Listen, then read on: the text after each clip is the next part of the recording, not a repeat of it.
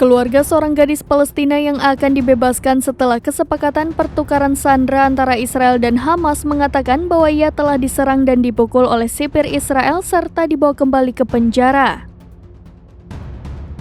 Nufud Hamad yang berasal dari Yerusalem Timur seharusnya dibebaskan dari pusat penahanan kompleks Rusia yang terkenal kejam, juga dikenal sebagai Moskobia di Yerusalem pada hari Sabtu lalu.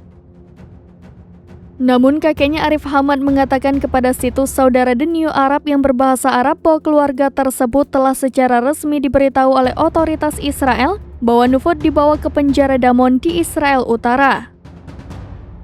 Ia mengatakan bahwa mereka tidak memiliki informasi lebih lanjut tentang Nufud. Sebanyak 39 tahanan Palestina yang ditahan di penjara-penjara Israel, semuanya wanita dan anak-anak di usia 18 tahun, akan dibebaskan pada Sabtu dengan imbalan 13 sandera Israel yang ditahan oleh Hamas. Kantor berita Palestina Wafa melaporkan pengacara keluarga tersebut mengatakan ia dipukuli oleh penjaga setelah Israel memutuskan untuk tidak membebaskannya.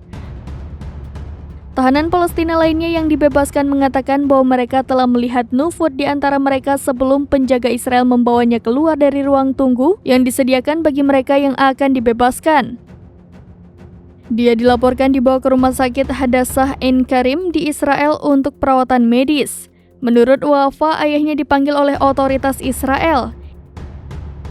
Ia menghabiskan waktu berjam-jam untuk diinterogasi namun dilarang menemuinya.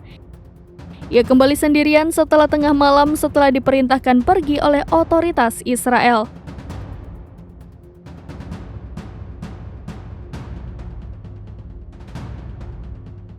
Download Tribun X sekarang, menghadirkan lokal menjadi Indonesia.